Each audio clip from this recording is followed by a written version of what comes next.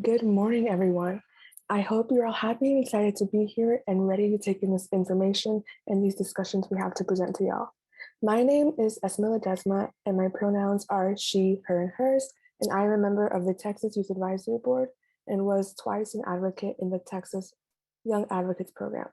I'm also a first-year student at the University of Houston, where I study sociology and Mexican American studies. Today, we will discuss the misconnections to align higher education and workforce prosperity. Young people deserve a future where we are able to get quality, livable wage jobs after higher education, while also having the option and opportunity to seek other opportunities if higher education is not our goal. This is crucial to us young people because as life gets more expensive, jobs become more competitive, and degrees inevitably become less valuable. We need to ensure prosperous futures for ourselves and generations to come. So in this virtual conference, we will cover the rising costs of college and the importance of affordability and debt reduction. The rising cost of tuition and living expenses has lengthened time to graduate and created an over-reliance on student loans. This session will explore the links between completion and student debt rooted in young adult experiences while examining relevant state policy solutions. Our report for women and parents in the Texas workforce, building a path on apprenticeship, where we will talk about the opportunity of learn and earn programs, financing community college, and the new coalition-led student advisory council, where this session, young people will come together to discuss the latest with the Texas Commission on Community College Finance and the ways that student voices are helping this effort. We will hear from a panel of students on the newly created Texas Community College Student Advisory Council, who will introduce the work they are starting and share ways to get involved. And we'll finally talk about support for today's students. The pandemic has exacerbated economic and racial disparities among today's students. Here, we will talk about the reflections and recommendations from students on creating higher education policy in a pandemic world. We hope you will join us for one or all of the sessions.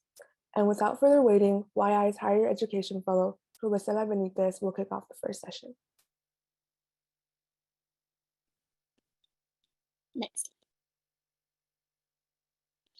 Welcome everybody, good morning. We will start off with our college affordability session. So let's get to it. Next. Okay, before we begin, here's a couple housekeeping pointers. You can utilize the Q&A function at the bottom of the screen. If you have any questions or any questions arise during the session, there will be some polls at the end of the session. So let's get pumped and excited. Yeah.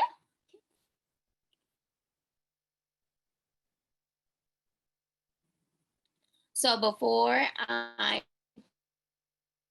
want to who Young Invincibles is. We are a national nonprofit organization that's committed to elevating the voices of young adults in the political process and expanding economic opportunity for 18 to 34-year-olds. Next. So I want to know who you are, everybody that's in the Zoom call. So please drop your name, the university, apprenticeship organization you're representing, or maybe you're just here because you love us. So what are you excited about also to hear about today? So yes, let us know. And also if you want, you can drop your pronouns. Yeah.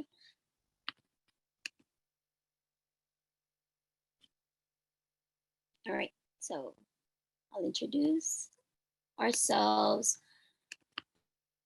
My name is Rubicela Benitez, or you can call me Ruby. I'm the Higher Education Policy Fellow at YI.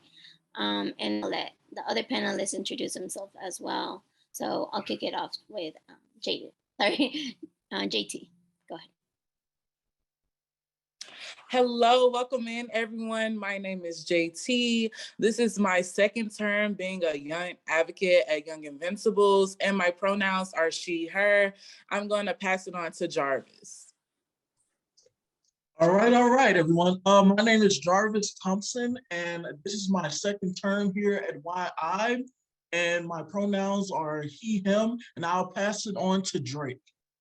Good morning, y'all. My name is Drake. This is my second term at YI as a young advocate, and my pronouns are he, him, and I'll pass it on to Emily. Hi all, thank you all so much for being here. My name is Emily, I use pronouns she, her, and this is also my second term being a young advocate with Young Invincibles, and I'm gonna pass it on to Karime. Hi everyone, my name is Karime Romo, and this is my first term with YI, and I use she, her pronouns. And that is our panelists that you will be hearing from today. Yeah, so let's keep going. Next slide. So here's our agenda of what you can expect from today. We will be talking about the importance of college. We'll be talking about the cost of college, which is right now, with proposals that we feel are very important and that would help us college students afford college. Some of these policy proposals are HBCU investments, financial aid for undocumented and first generation students, and state student loan debt expansion of forgiveness programs. Okay, we can keep going. So I'll now pass it on to JT to tell you more. All right. Hello again, everyone. So first things first, we're going to hop into the increasing importance of college. So college is becoming more important due to only 36% of job openings not requiring education beyond a high school diploma. Meanwhile, the other 65% of job openings require at least a bachelor's degree, some college or associate's degree. So of the 55 million job openings in 2020, it was only left with 36% that only allow people to get a job without a high school diploma. Next slide, please. All right, and now we're going to hop into the cost of college over time. So in 1963, the annual tuition of a four-year public college was about $1,286, which is on average $10,555 when adjusted for inflation. So since the annual tuition has increased to $14,841, which is 140.6% inflation, not only has college tuition risen over time, but the cost of living has also risen. And also the total cost of college includes room and board, mandatory fees, meal plans, and textbook materials. Next slide, please. All right, so looking at the graph, we can see the weighted average of a full-time off-campus four-year student's cost of attendance over the course of 2 semesters. The cost of attendance in Texas and the US is slightly different, as you can tell, but you can see the increase in cost within 1 year. Next slide, please. All right, now we're gonna talk about the affordability gap. So the amount of money students owe to their tuition after grants, scholarships, and income earned from 10 hours per week of work, which is actually the maximum amount recommended for students, so it won't jeopardize their academic success. There's a huge affordability gap, especially when it comes to remaining balances that students owe. Students are only allowed to work that 10 hours. And in 2018, research conducted in Texas showed that a Texas student would have to work a minimum of 68 hours per week at a minimum wage job in order to afford the cost of a public college. Next slide, please. All right, so this graph shows the increase of attendance and tuition from 2008 to 2016. So above is an average taken from a full-time student whose family median income was around $60,000 to $70,000. In the pink, we can see the in-state aid, and the red is without state aid. So in just an 8-year difference, the cost of college has doubled. Next slide, please.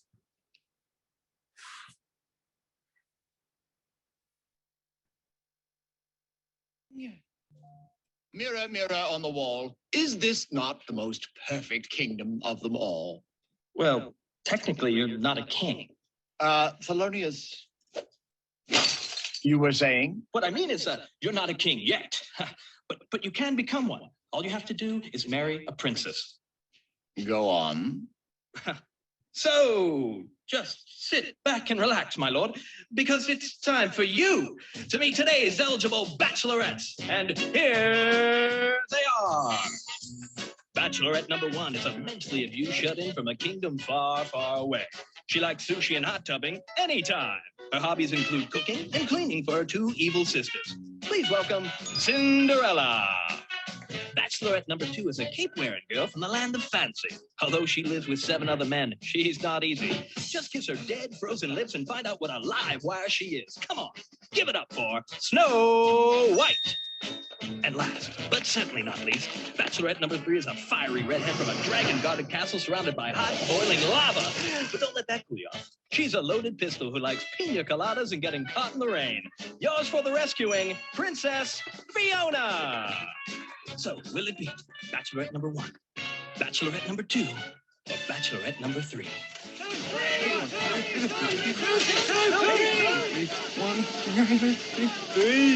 Number 3, my lord. Oh, okay. Number 3. Lord Farquaad, you've chosen Princess Fiona. If you like Princess Fiona. She's perfect. All I have to do is just find someone. But I probably shouldn't mention the little thing that happens at night. I'll do it. Yes, but after sunset. Silence! I will make this Princess Fiona my queen, and Yulok will finally have the perfect king. Captain, assemble your finest men. We're going to have a tournament.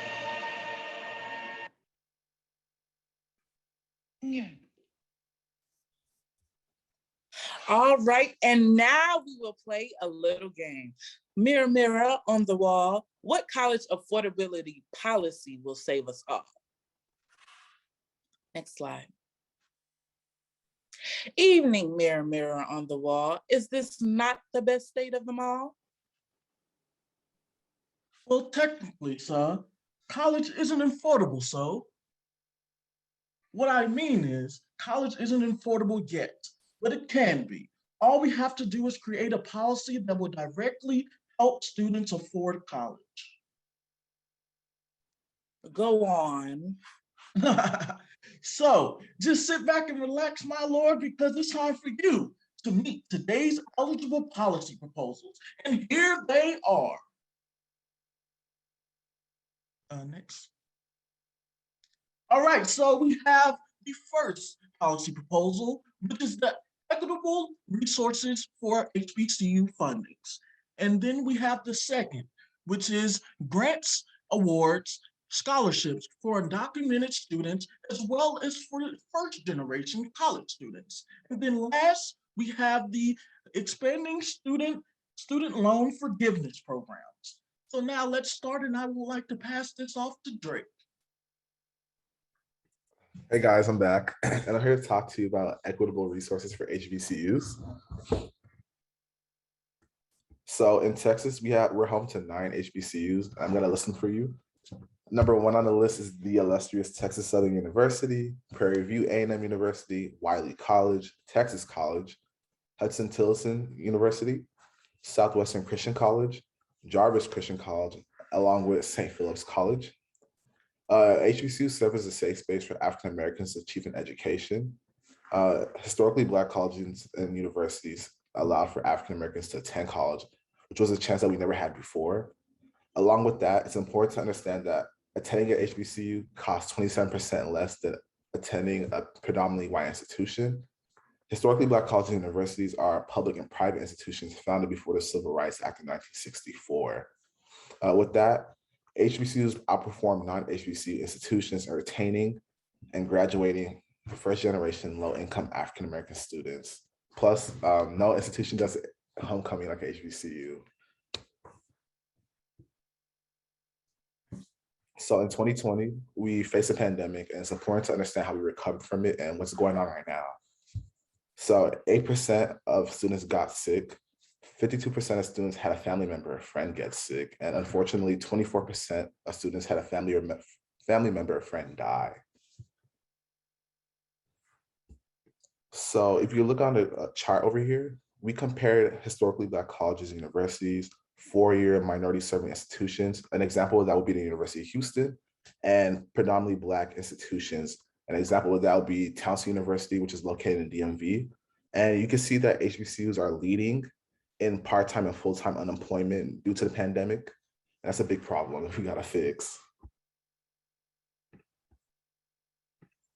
So on this chart here, it just shows that students of historically Black colleges and universities have a greater financial need and more college debt. It's important to remember that HBCUs retain and graduate more first income low African American students. And here you have the two main historically Black colleges and universities in Texas, which is Prairie View A&M and Texas Southern. And the percent of financial need is way higher than their two flagship universities, which are UT Austin and Texas A&M, which are at 23 and 22%. But it's interesting to see that upon graduation, students of HBCUs have more college debt, unfortunately. So Prairie View A&M is at 42,000, along with Texas Southern, and UT Austin's at 38, while A&M is at 33. So public HBCUs like Prairie View A&M, Texas Southern, Jarvis Christian College, things of that sort, receive less money from the government, but they invest more into their students. So the acronym FTSE stands for full-time student equivalency. So essentially that's how much money each student pours into the university when they pay tuition. And you see that at Prairie View A&M and Texas Southern, it's around a $20,000 range. But if we move over to the right, you can see that the percent total funds spent on student services and scholarships is way higher than their two counterparts, which is UT Austin, Texas A&M. Prairie View A&M uses 21% of their total funding to pour back into their students, while Texas Southern uses 16%. But it's interesting to see the dynamic because UT Austin gains around 40,000 per student, but they only use 8% of their own total funding to pour back into students through student services and scholarships, along with Texas A&M, which gets around 26,000 per student, and only uses 12% of their budget towards student services and scholarships.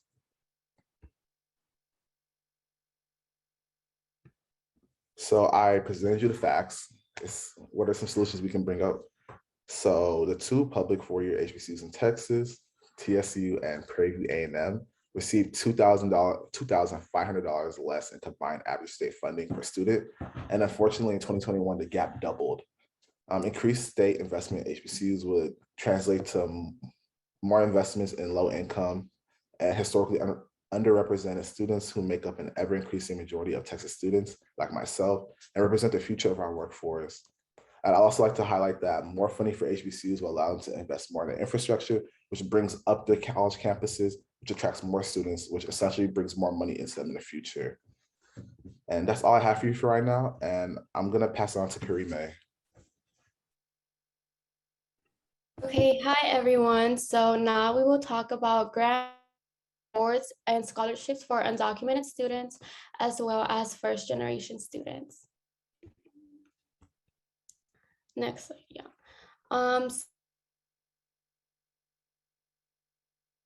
Demonstrated that paying one's way through college without help from family, grant programs, or credit is extremely rare.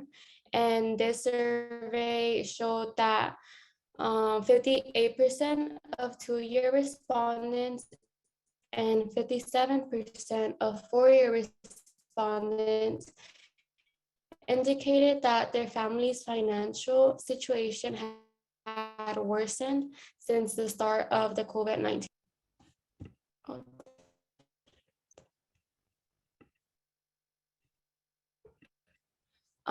Yeah, so this is what the survey demonstrated. It showed that students, especially those at community colleges, feel obliged to financially support their family. More than half of two-year respondents agreed or strongly agreed that it is important that they support their family, compared to 41% of respondents at a four-year institution. For children tended to experience more hardships compared to those who were not financially supporting children. And first-generation students are far more likely to have trouble getting $500 in an emergency. Next slide, please. So We know that financial aid in Texas is not meeting student need. Too few students receive financial aid, especially low-income students. Only 10% of first-year community college students received TEOG. Only 32% of first-year students at a public four-year college received the Texas grant. And independent, part-time, and transfer students are less likely to receive aid from the Texas grant. And just to have a bit of background, to receive the Texas grant, students must achieve eligibility through particular pathways. And the primary one is to be a recent high school graduate, accounting for more than 90% of awards each year. And because financial aid in Texas is dispersed in the form of campus-based aid, funding falls far short of student need, and it is difficult for students to determine whether they will receive financial aid, and if so, how much. Next slide, please. So now we'll talk about financial wellness of undocumented students. While financial aid has increased the year-to-year persistence of undocumented college students, it has not increased degree attainment within 6 years. So because of the lack of financial help that undocumented students receive, they take longer to graduate and have to pay out of pocket. Yeah, because they're not eligible to receive loans. So although some undocumented students receive scholarships, there's a big gap to pay out of pocket because of that lack of help. Next slide, please. So protecting the Texas Dream Act is one solution to this issue. In 2001, Texas became the first state to extend in-state tuition and grant eligibility to residents of the state who are not U.S. citizens or permanent residents. And the Texas Dream Act provides a pathway to opportunity critical to students. It is important for students and stakeholders to ensure that the Texas Dream Act stays in place.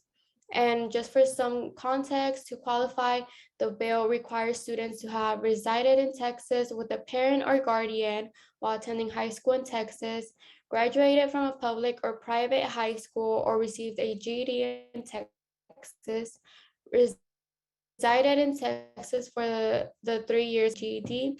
And the DREAM Act is actually under threat due to a recent lawsuit. And if you want more information on that, I believe Ruby has a link that she will put in the chat. And next slide, please. So here are some solutions to strengthening financial aid for first-gen and undocumented students.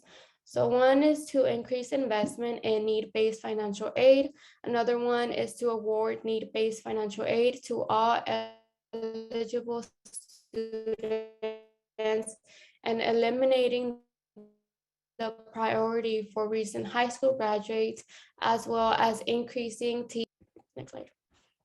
And now Jarvis will talk about expanding student loan forgiveness programs. All right, everyone. For the third and final policy, we will be talking about expanding student loan forgiveness programs. Next slide. All right, so let's get started. America holds $1.7 trillion in student loan debt. Texas alone, we hold $144 billion in student loan debt. This is outrageous. Next slide, please. All right, so today we will be talking about the student debt crisis of today. Next slide. All right, so the average student borrows $29,000. The average debt to income ratio is $74,000.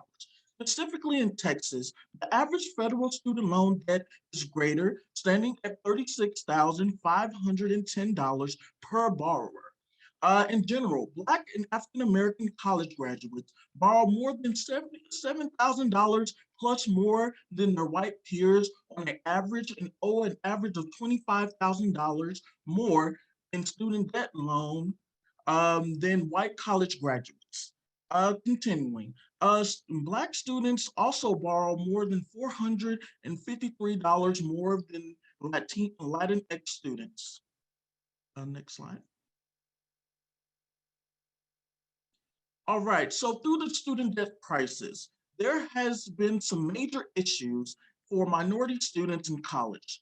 Due to major wealth gaps, minority students of color deal with a very constructive form of debt and have a more difficulty in paying towards student loan repayments. Next slide. All right, student debt can affect anyone, but we also have to acknowledge the harder impact it has on racial minorities and the inherent wealth gap between both. In the graph, we can see Black and white wealth divided over a span of 3 decades from 1989 and 2016. All right, so in the graph, we can see that the blue represents 1989 and green represents 2016. Next slide.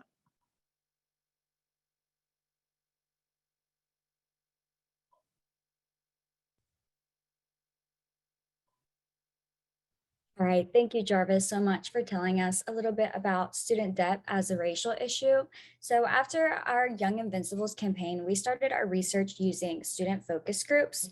In 2020, the organization prioritized furthering statewide research on student debt and learning, especially how it affects, these BIPOC populations. And as overviewed by my peer, on the national scale, we see that student debt is generally intertwined with race. As a result, this survey was, used to further reach out those populations and, to say the least, gather their experience with student loan debt. And so the mechanics of this survey, they reached over 1,500 respondents, and the debt workshop was given to over 140 student borrowers. Aside from the survey and workshop, over 50 interviewers were conducted to more deeply hear and learn of student borrower experience, and also to receive feedback on the productivity of our workshop. Additionally, those that did attend the workshop were given the opportunity to network with other young adults experiencing a similar situation, recognizing that loan debt can have the effect of making one feel suffocated and without hope of, some sort of resolution. And by getting to know other people in similar situations, we hope that it can be relieving in some sort of sense. And so these attendees also got to see the final data analysis for themselves with the ability to discuss the results.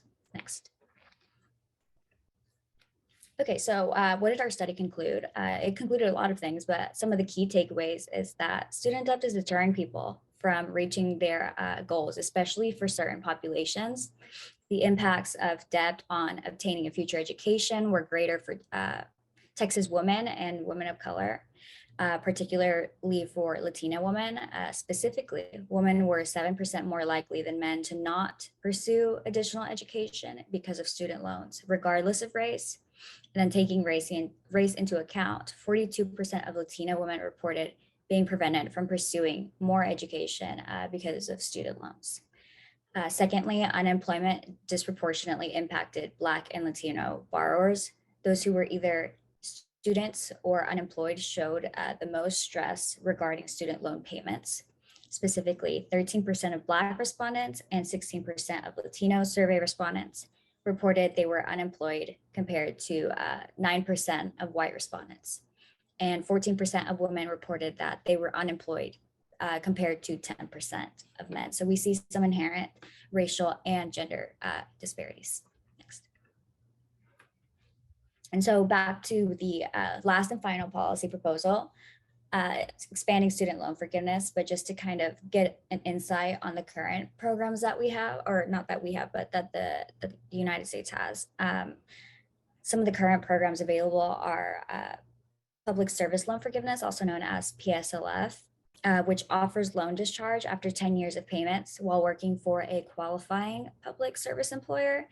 The next one is the teacher loan forgiveness, TLF, which is, can be thought of as a specific extension of PSLF. And there's also income-driven repayment, IDR, in which the plans reduce payments, to 20 or 25 years. Thereafter, the government will cancel any remaining student loan balance. But there is a lot of things that are wrong with these programs. For example, with IDR, they can be kind of problematic in the way that they can seem like the best option right away by making monthly payments seem more affordable in relation to the income one earns. However, it can be deceiving in that assuming forgiveness is granted after those 20 to 25 years, not, 20 to 5 years, 20 to 25 years is already long enough. But assuming that acts or that forgiveness is granted, one would still have to pay income taxes on the forgiven balance. It would also be more costly due to the accumulation of interest during that extended repayment timeline. To kind of illustrate this problem in an example, so if you have an initial 30,000 student loan receipt, let's say a 5.9%, 96% interest rate, it would result in an additional $21,500 in interest compared to, say, almost $9,900 with the 10-year plan under PSLF. And not to say that this plan is not effective in any way. However, it is good just to be aware that in the long run, you are probably going to be paying significantly more. It is also the fact that according to 2019 statistics, less than 1% of those who applied to this first program, PSLF, were approved. And there are a number of reasons for denial, such as, like a lack of qualifying payments, missing information, not the types of loans that qualify, your employer's not eligible. But all in all, there's also additionally tedious paper trail that consumes time before relief even becomes available. So whichever option you end up choosing, you'll have to wait years, even decades, before government helps in discharging your loans. But I was saying, all in all, it seems that the current debt forgiveness programs are not as forgiving as they seem, and programs should be expanded and refined as to include more occupations and unemployed graduates. Next. And so these are some possible state solutions for student debt. We do have the goal that by 2030, 95% of graduates will have no undergraduate student loan debt at all, or at the very least, they will have manageable levels of debt in relation to their potential earnings. State student loan debt forgiveness for in-demand service careers can be a great resolution to this problem, such as mental health, healthcare, and education. And we can also implement earn and learn models in which it would be, the ability to start earning income while attaining a degree and skill set. And we can also start by stop transcript withholding for institutional debt. Student loan forgiveness will increase economic mobility for our most vulnerable populations, and we need to decrease the racial wealth gap, as well as begin to spur wealth building for everyone. And so by expanding student loan forgiveness programs and also, doing some of these proposals, it would definitely help spur wealth building for everyone. And now I'm going to pass it back to Jarvis for the poll. All right, everyone. It is poll question time. Let me say that again for you all. It is poll question time. All right, so we have discussed all three policies, which include equitable resources for HBCU funding, grants, awards, scholarships for undocumented students, as well as those who are first-generation students, and expanding student loan forgiveness programs. So our question for today is, which policy proposal would you choose?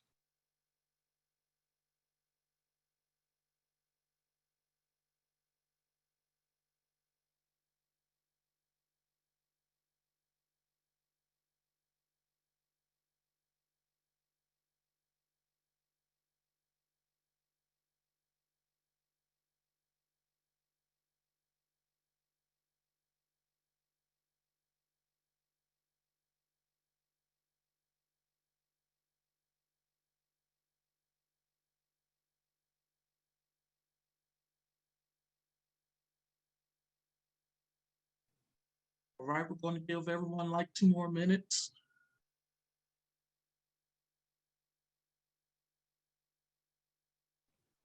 I would agree, Chloe. I would choose all of them.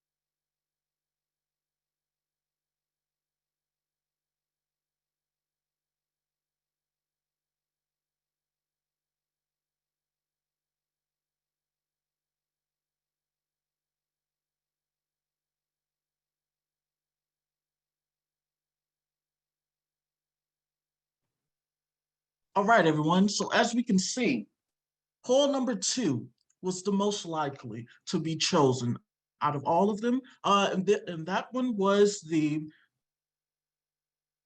grants, awards, and scholarships for undocumented students, as well as those who are first-generation college students. That's great. That's great. So now we will be moving on from the poll question.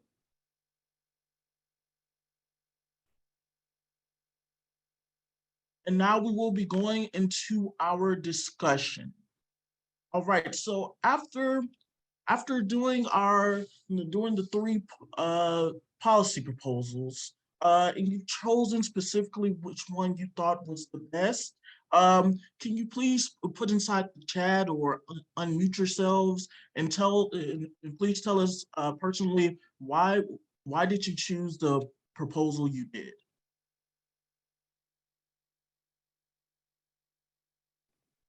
Frantic with free money.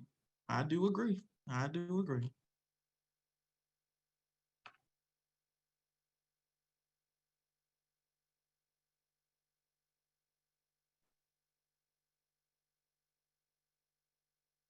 Do you have anyone else that wants to say why they specifically chose a certain policy? Don't be shy. Don't be shy. We're here. Here to help.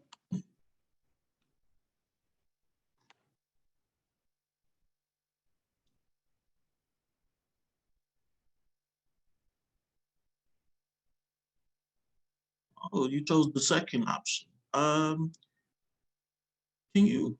Oh, next one. Chose second option. Seems like everyone chose the second option. That's great.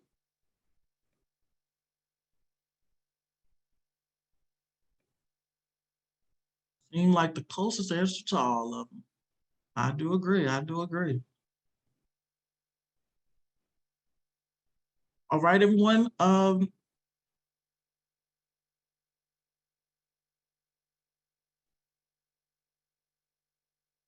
right, everyone.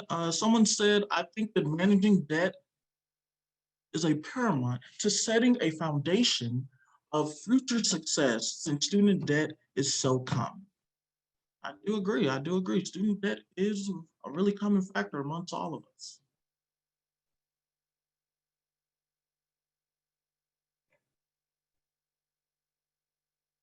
Someone else said, students shouldn't have to stress about paying for college. There are so many other things happening during college that students have to face. Affording college shouldn't be one of them. Thank you. Thank you. I do agree. I do agree.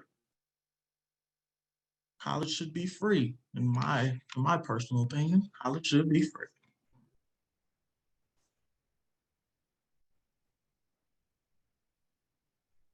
All right.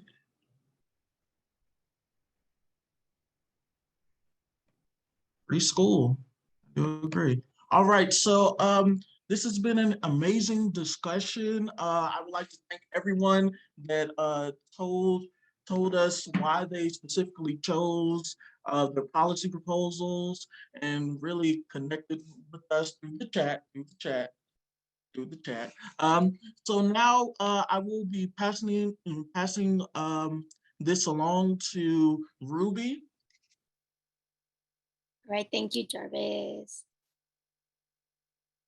Okay, on the next slide, we'll go over a couple recaps and summarizing everything that we went through. So here are a few possible changes to public and institutional affordability. We went over supporting historically Black colleges and universities. We went over increasing investment in need-based financial aid. We talked about protecting the Texas Dream Act. And we talked about implementing loan forgiveness programs and expanding them. Yeah, and then I just want to thank, and we'll go to the next slide. Okay, I just want to thank everybody for coming on this call. I know me and the panel are very thankful for your time. And I hope you join us for our upcoming session at 11 a.m. They will be doing the financing community college.